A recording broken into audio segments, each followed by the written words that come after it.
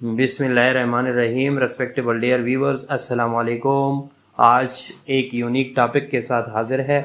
आज का टॉपिक बहुत ही इम्पॉर्टेंट है और हर लेवल ऑफ स्टूडेंट के लिए इसकी इम्पोर्टेंस और सिग्निफिकेंस अपनी जगह पे है। तो जिसने भी हमारे चैनल को सब्सक्राइब नहीं किया वो सब्सक्राइब कर ले। जो सब्सक्राइबर है वो बेल आइकन को लाजमी दबाए ताकि हर नई वीडियो के नोटिफिकेशन सबसे पहले आपको पहुंच सके। और जो सब्सक्राइबर है वो वीडियो को ज़्यादा से ज़्यादा लाइक और शेयर किया करे ताकि बहुत सारे लोग उससे मुस्तफ़ीद हो सके। अब आज के टॉपिक की जानिब जाते हैं। आज का टॉपिक बेसिकली क्या है? समरी ऑफ द नावल ईमा बाय जेन ऑस्टन। यानी ये ईमा एक नावल की टाइटल है और जिसको जेन ऑस्टन ने लिखा है बहुत ही इम्पॉर्टेंट है और इंग्लिश लैंग्वेज और लिटरेचर से रिलेटेड जिस लेवल के भी स्टूडेंट हो, चाहे वो बीएस हो, एमएस हो, जिस लेवल का भी स्टूडेंट हो, उस सब के लिए इसकी सिग्निफिकेंस और अफादियत से कोई डिनाई नहीं कर सकता। और इसके अंदर बहुत कुछ है, बहुत परसेप्शन है। पहले उसकी समरी जो है ए टू जी वाच कर ले, इंशाअल्लाह अज़ीज़ काफ़ी जो है कारआमद और सूदमंद रहेगा आप लोग के लिए। तो सबसे पहले इंट्रोडक्शन की जानिब जाते हैं इस समरी की। यानी पहले समरी शुरू करने से पहले कुछ मालूमात आप लोग को फराम करते हैं कि ये नावल किस तरह है। तो इंट्रोडक्शन जैसा कि स्क्रीन पे आप लोग मुलाहिज़ा कर रहे हैं, ईमा bye Jane Austen is a novel publish in 1815 that explore the social interaction and romantic entanglements of the titular character Emma Woodhouse, a young woman from the fictional village of Highbury। यानी ये basically ये जो novel है जिसका नाम title जो है यानी ईमा है, ये जेन ऑस्टन ने तो लिखा है। इसकी पब्लिकेशन 1815 में आ चुकी है और ये बेसिकली किस किस चीज़ों पे जो है यानी वो यानी कौन से थीम्स पे मुश्तमिल है। यानी सोशल इंटरेक्शन, समाज के अंदर जो जोड़े बनते हैं या शादियाँ होती है या कपलिंग होती है उनके यानी सोशल इंटरेक्शन एंड रोमांटिक इंटेगलमेंट या उस रोमानी यानी जो उलझन पैदा होती है या उलझने पैदा होती है या कॉम्प्लिकेशन पैदा हो जाती है किसकी वजह से। एक टिट्यूलर, एक फर्जी कैरेक्टर है जिसका नाम ईमा है और उसके वालिद का नाम वुड हाउस है और ये यंग वेमेन है जो एक यानी फिक्शनल या इमेजिनरी विलेज में रहती है और उस विलेज का नाम क्या है? हाई बरी। यानी हाई बरी जो है उस फर्जी या फिक्शनल या अफसानी देहात या विलेज का नाम है जिसमें ये यंग वेमन यानी ईमा रहती है। यानी इस तरह भी आप लोग समझ सकते हैं कि इस नावल का टाइटल भी ईमा है और इसकी यानी प्रोटैगनिस्ट या जो हीरोइन है या जो इसको आप लोग मेन या major character of the novel कहते हैं वो भी ईमा के नाम से है। तो सेकंड नंबर पे ईमा कैरेक्टर को भी मैंने थोड़ा बहुत आप लोगों के लिए यानी प्रेजेंट करने की कोशिश की है ताकि आप लोग इसको समझ सके, तब जाके हम जो है समरी की जानिब जाएंगे। यानी ईमा जो है एक प्रोटैगनिस्ट कैरेक्टर है। ईमा would house is a beautiful, intelligent and wealthy young women who lives with her father. हाँ, ये कौन है?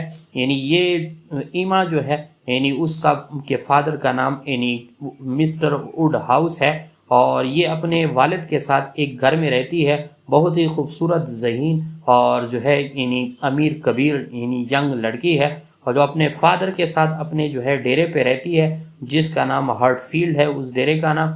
और ईमा मदर हैज़ पास्ड अवे, उसकी माँ मर चुकी है। Living her to manage the house hold and care for her father, और अपने बाप की निगरानी जो है उसके जो है हवाले कर चुकी है, यानी उसकी माँ मर चुकी है। With are high social status, अपने समाज में बहुत बड़े मकाम की वजह से, एंड लाइवली पर्सनैलिटी, और बड़े जिंदा दिल और जानदार शख्सियत की मालिक है। ईमा become the centre of attention in the हाईबरी, तो अपने विलेज में जो है यानी ये सेंटर ऑफ ग्रेविटी है या सेंटर ऑफ अटेंशन है, यानी लोगों की निगाहें उस पे मरकूज है और बहुत सारी चीज़ों में उसकी मुदाखलियत को लोग जो है बर्दाश्त भी करते हैं और लोग जो है उसको कदर की निगाह से देखते हैं, उसके इंटरवीन को या उसके जो है यानी मुदाखलत को। तो ये बेसिकली कुछ इंट्रोडक्शन था जो मैंने इस नावल के बारे में आप लोग के सामने रख लिया।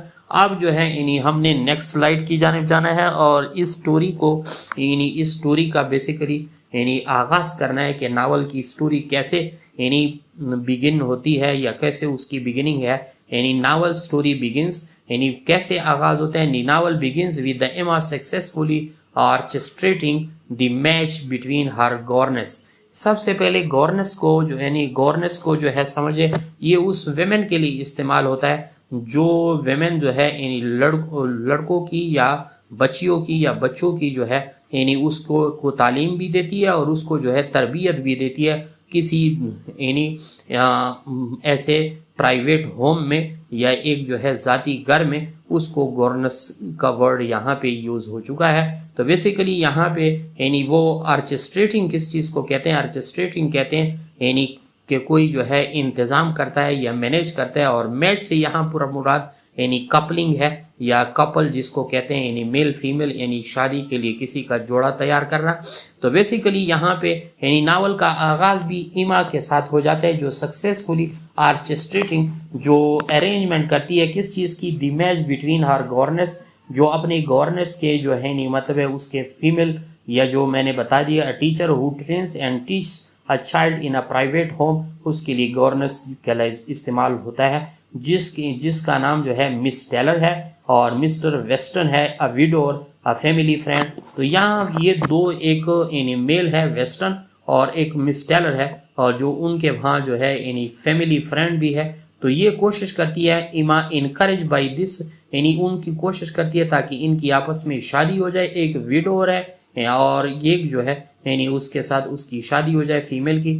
تو اس کپل سے وہ انکریج ہو جاتی ہے by this success. Emma decide to take on the role of match maker and start interfering in the romantic lives of those around her, often with the misguided intention, یعنی یہ اس کے بعد یہ تہیہ کر لیتی ہے کہ جتنے بھی رومانٹک لورز ہوں گے، جتنے بھی جو ہے کپلنگ ہوں گی، جتنے بھی کپلز ہوں گے، ان کے درمیان یہ شادی میں جو ہے اپنا رول یعنی ان کو ملانے میں اپنا رول جو ہے یعنی وہ پلے کرے گی، اور اکثر جو ہے اس کے رول کو مس گائیڈڈ انٹینشن کے ساتھ، یعنی جس کی مطلب ہے کوئی یعنی غلط رہنمائی کے ساتھ اور غلط جو ہے ارادوں کے ساتھ اس کو مس گائیڈ کیا گیا ہے۔ آگے ناول میں آپ لوگ کو پتہ چل جائے گا۔ تو یہ تو سٹوری کا آغاز تھا۔ سٹوری کا آغاز اپنے گھر سے ہی، یعنی ایک جوڑی کی شادی کامیاب ہونے کے بعد آگے جو ہے وہ موٹیویٹ ہو جاتی ہے، اور اس کو میچنگ کو یا اس کپلنگ کو وہ آگے کنٹینیو کرنا چاہتی ہے۔ تو آگے کیا ہوتا ہے؟ یعنی 4 نمبر سائڈ جیسا کہ اسکرین پہ آپ لوگ دیکھ رہے، تو اس کی ایک فرینڈ بھی ہے، Emma own friend and target, اور اس کی پہلی ٹارگیٹ وہ بن جاتی ہے۔ One of Emma main target is her friend Harriet Smith, اس کا نام ہیریٹ اسمتھ ہے، فیمیل ہے، سویٹ ایک یعنی خوبصورت، اینڈ نیو ینگ گرل، اور بالکل یعنی ناپختہ ذہن کی نوجوان لڑکی آف ان نون پیرنٹیج، جس کے جو ہے یعنی نامعلوم والدین، یعنی مطلب ہے اس کے والدین کے بارے میں اسے معلومات نہیں ہے۔ Emma believes Harriet to be of lower social standing, اور اسے یہ یقین ہوتا ہے کیونکہ یہ کلاس بیس سوسائٹی ہے، تو ایما یہ یقین کر لیتی ہے کہ ہیریٹ چونکہ اس کے والدین کا پتہ نہیں ہے تو لوور سوشل اسٹینڈنگ کے ساتھ اس کا تعلق ہوگا، and tries to elevate her by discouraging Harriet affection for a local farmer, اور جو لوکل فارمر کے ساتھ اس کی جو ہے انٹریکشن بن رہی تھی تو وہ کوشش کرتی ہے کہ اس سے وہ ڈسکریج کر لیں، اور اس کی افیکشن جو ہے یا ہیریٹ کی جو افیکشن ہے یا وفاداری ہے وہ اس سے نہ ہو، بلکہ کس کے ساتھ ہو؟ رابرٹ مارٹن، اور رابرٹ مارٹن کے یعنی لوکل فارمر جس کا نام رابرٹ مارٹن ہے، یعنی اس کے ساتھ یعنی وہ Emma believes Harriet to be a lower social standing and tries to elevate her by discouraging Harriet affection for a local farmer Robert Morton, and instead encourages her to pursue the attention of Mr. Elton the village vicar، یعنی یہ چاہتی ہے کہ وہ یعنی اپنی friend جس کا نام ہیریٹ اسمتھ ہے، یعنی وہ ینگ گرل ہے، لیکن وہ چاہتی ہے کہ اس کی شادی رابرٹ مرٹن سے نہ ہو جائے جو لوکل فارمر ہے اور بھی اس کی بنسبت سوشل سٹیٹس میں تھوڑا اچھا ہے، بلکہ کس سے ہو جائے؟ وہ چاہتی ہے کہ مسٹر ایلٹن سے ہو جائے، اور اسی وجہ سے وہ اسے ڈسکریج بھی کرتی ہے۔ however ایما پلانس بیک فائر، لیکن ایما کے یہ جو غلط ارادے تھے یہ کیا ہو جاتے؟ بیک فائر ہو جاتا ہے، یعنی when mister Elton declare his love for Emma instead of Harriet, تو جہاں پہ یعنی جو ویکر ہے یعنی جو ولیجر ہے جو چاہتا ہے یعنی وہ تو الٹا یعنی کس کے ہاتھوں یا کس کے گلے پڑ جاتا ہے؟ ایما کے ہاتھوں، اور وہ ایما کو چاہ لیتا ہے بجائے اس کو کہ وہ ہیریٹ سے محبت کرے۔ Revealing his snobbery and her own misjudgment, اور یہی چیز اس کی کس چیز کو ظاہر کرتی ہے؟ snobbery کو، یعنی snobbery کس چیز کو کہتے ہیں؟ یعنی لوگوں پر برسنے والی یا لوگوں پہ امپوز پرسنالٹی جو ہے برسانے والی، and her own misjudgment, اور اپنی غلط فہمی کو جو ہے یعنی جو لوگوں پہ مسلط کرتی ہے، تو اسی وجہ سے یہ بندہ اس کے گلے میں فٹ ہو گیا، یعنی وکر جو ایک ویلیجر تھا، یعنی بجائے کہ وہ اس دونوں کو علیحدہ کر رہی تھی، وہ دوسرا یعنی تھرڈ پرسن اس کے گلے میں فٹ ہو گیا۔ تو یہ سٹوری کی جو ہے یعنی سیکنڈ پارٹ تھا۔ اب جو ہے 5 نمبر پہ جاتے ہیں، تو یہ آگے کیا کر لیتی ہے، اس سے کچھ نہ کچھ اسے اندازہ ہو جاتا ہے کہ میں اچھا نہیں کروں، یعنی اچھا یا یہ جو میں تمہیں مس انڈرسٹینڈنگ میں کریٹ کر رہی ہوں یہ اچھی بات نہیں ہے۔ تو آگے جو ہے فرینک چرچل ہے۔ مین while Emma befriend Frank Churchill, the charming and witty son of Mr. Weston from his first marriage, who has been living with his strict aunt and uncle. There is a mutual attraction between Emma and Frank. Many in the highbrow expect them to eventually become engaged. However, Frank's behavior becomes increasingly secretive, and he often seems more interested in pleasing others than in pursuing Emma. یعنی یہاں پہ ایک دوسرا لڑکا ہے جو بڑے امیر کبیر family سے تعلق ہے، اور یہ ویٹی سن ہے کس چیز کا، مسٹر ویسٹن کا، اور اس لڑکے کا نام کیا ہے، فرینک چرچل ہے۔ اور یہ کیا کر لیتا ہے، یعنی اپنے آنٹ کے ساتھ یا جو سٹرک ہے انتہائی، اور انکل کے ساتھ جو انتہائی سٹرک ہے، ان کے ساتھ یہ رہتا ہے، اور ان کے درمیان یہ ایما اور فرینک کے درمیان بڑی میوچول انڈرسٹینڈنگ ہے۔ اور اس چیز کو جو ہے یعنی بہت سارے یعنی ہائبری کے گاؤں میں بہت سارے لوگ اس چیز کو ایکسپیکٹ کرتے ہیں کہ یہ دونوں جو ہے ان کی شادیاں ہو جائے گی۔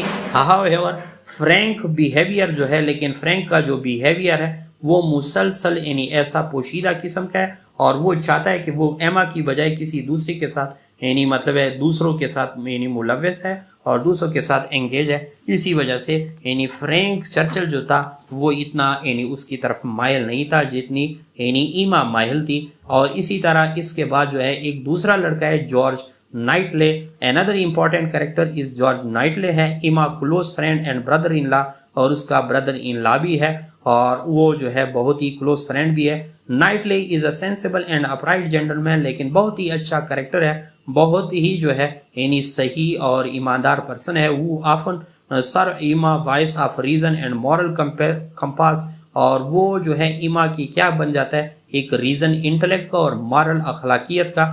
ہی disapprove of her meddling in other affair and criticizes her for her excessive pride and arrogance. اور یہی جارج نائٹلے جو ہے بار بار اسے یہی کہتا ہے کہ آپ دوسروں کے کام میں مداخلت کو یعنی وہ اس کو اس چیز کو منظور نہیں کرتا، اور وہ اس چیز کو ناپسند بھی کرتا ہے، اور وہ بار بار اسے اس چیز پر کریٹیسائز بھی کرتا ہے کہ یہ آپ اچھا نہیں کر رہی۔ اور دوسری بات یہ ہے کہ آپ کے اندر بے جا یا حد سے زیادہ غرور اور ایروگنس اور جو ہے یعنی ان سیویلائز ایٹیچیوڈ آپ رکھتی ہے، تو یہ آپ کے لیے اچھا نہیں ہے۔ اگرچہ یہ اچھے فرینڈ تھے، لیکن وہ اچھا فرینڈ تو یہی ہوتا ہے جو آپ کو اپنی جو ہے یعنی چیزوں کے بارے میں یا آپ کو جو ہے یعنی مختلف شارٹ کمنگز کے بارے میں بتاتا ہے۔ تو آخر میں یعنی 7 نمبر پہ جیسا کہ اسکرین پہ آپ لوگ دیکھ رہے ہیں، یعنی اس ایما کو بھی پتہ چل جاتا ہے کہ یہ میں غلط کر رہی ہوں۔ شی ریئلائز ہر اون فالٹ، اسے اپنی غلطی کا پتہ چل جاتا ہے۔ ایز دی اسٹوری پروگریسز، جو اسٹوری آگے بڑھتی ہے لائن بائی لائن، جب آپ لوگ ٹیکسٹ پڑھیں گے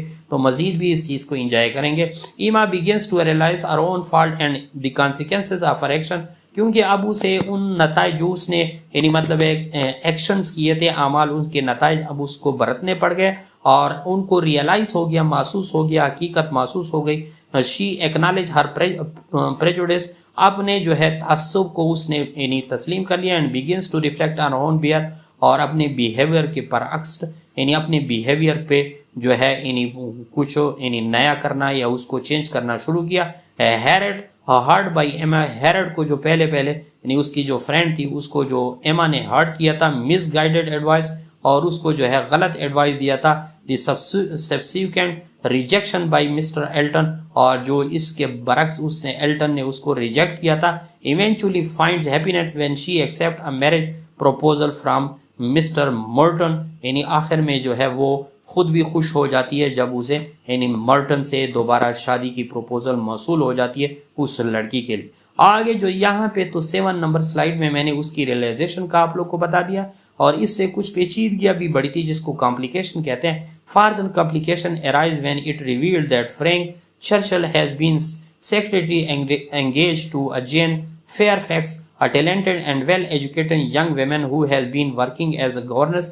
यानी यहाँ पे यानी जो एमा जो चाहती थी कि वो यानी किसके साथ, फ्रैंक चर्चिल के साथ उसकी शादी हो जाए, लेकिन वो उसने एक दूसरे यानी वेल एजुकेटेड लड़की और जो टैलेंटेड भी थी जिसका नाम जेन फेयरफैक्स था, उसके साथ वो एंगेज हो गए. हिमा feels betrayed by the Frank dissipation. अगरचे इनके दोनों के दरमियान बड़ी दोस्ती थी, लेकिन एमा जो थी feel betrayed by the Frank dissipation, क्योंकि एमा ने क्या किया, धोखा खा लिया, बिट्रेड हो गया बाय फ्रैंक डिसेप्शन, यानी फ्रैंक के जो है धोखा खाने से.